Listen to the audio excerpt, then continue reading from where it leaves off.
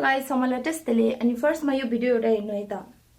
बाट हराइएका धेरै हजारौं थान हतियारहरू अहिलेसम्म आएका छन्। गुम्बामा खोज्नु भयो भने भेटिन्छ भेटिन्छ। मन्दिरमा भन्दा नि गुम्बामा धेरै छ। मन्दिरबाट हतियार राख्छन्। मन्दिर तपाईँ पशुदिन गएर हतियार खोज्नु भेट्नुहुन्न, गएर खोज्नु न भेट्नुहुन्न, तर गुम्बामा गएर हतियार खोज्नु भेट्नुहुन्छ। अनि यता यो बाजेले चाहिँ के भन्नुभएको छ भनेपछि चाहिँ नि गुम्बाहरूमा चाहिँ हतियारहरू लुकाएको छ अरे, हतियारहरू राखेको छ अरे। बाजे तपाईँले एकदमै ठिक भन्नुभयो, गुम्बाहरूमा हतियारहरू राखेको हुन्छ, तर हिंसा फैलाउने हतियार होइन, मान्छेले काट्ने मार्ने हतियारहरू होइन, हतियारहरू राखेको छ। जस्तै कि अज्ञानीलाई ज्ञानको प्रकाश दिने हतियारहरू राखेको छ, हिंसकलाई अहिंसकको पाठ सिकाउने र करुणाको अर्थ बुझाइदिने हतियारहरू राखेको छ।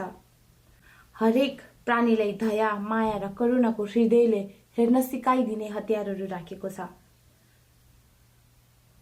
यस्तो काटमाट गर्ने त कुनै पनि सोच पनि आउँदैन गुम्बाको मान्छेहरूलाई।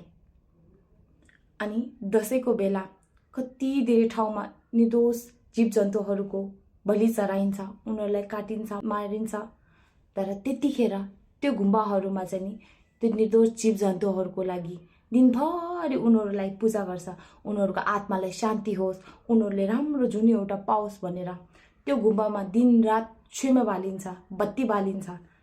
अनि यस्तो गुम्बालाई एउटा सानो प्राणी जीव जन्तुको बारेमा सोच्ने गुम्बालाई पनि तपाईँले मान्छे काटमाट गर्ने हतियार राखिन्छ भन्ने आरोप लगाउनु एउटा उचित छैन जस्तो लाग्छ। अनि मैले यस्तो भन्दा कुनै पनि धर्मलाई असम्मान गर्नु, तल्लो देखाउन कोसिस गरेको होइन। सबै धर्म एउटै हो, चाहे त्यो बुद्धिस्ट धर्म होस्, चाहे त्यो हिन्दू धर्म होस्, चाहे त्यो क्रिस्चियनिटी होस्, चाहे त्यो मुस्लिम होस्, सबै धर्मले हामीलाई शान्तिको पाठ सिकाइन्छ। चाहे धर्म जस्तो सुकै पनि होस्, सबैको आस्था पवित्र हुन्छ। तपाईँले आफ्नो मन्दिरलाई पवित्र भने चाहिँ हाम्रो गुम्बा पनि त्यति नै पवित्र हो। गुम्बामा यस्तो काटमार गर्ने हतियार राखेको हुँदैन। गुम्बा त एउटा शान्ति र साधना गर्ने एउटा पवित्र ठाउँ हो। हाम्रो गुम्बा चाहिँ नि बुद्धिस्ट धर्महरूको लागि, बुद्धिस्ट धर्मावलम्बीहरूको लागि चाहिँ नि साधना, ध्यान, अध्ययन गरिने पवित्र स्थल हो। त्यहाँ हजारौं भिक्षु भिक्षुनीहरूले शान्ति, अध्ययन र ध्यानको अभ्यास गर्छ।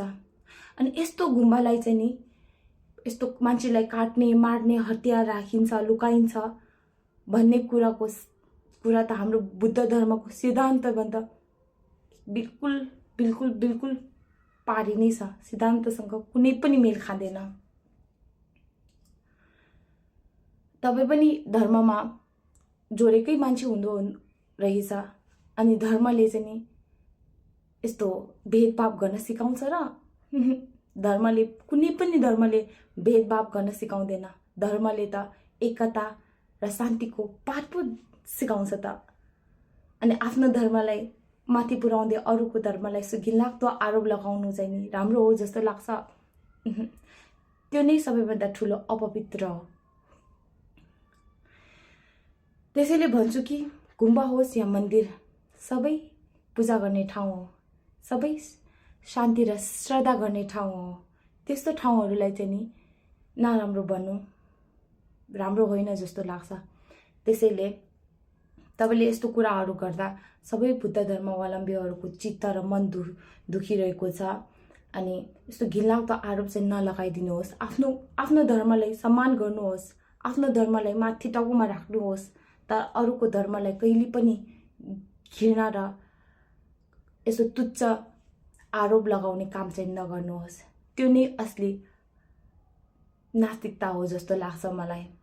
यति भन्न चाहन्छु। अनि सबैजनालाई धन्यवाद। By by.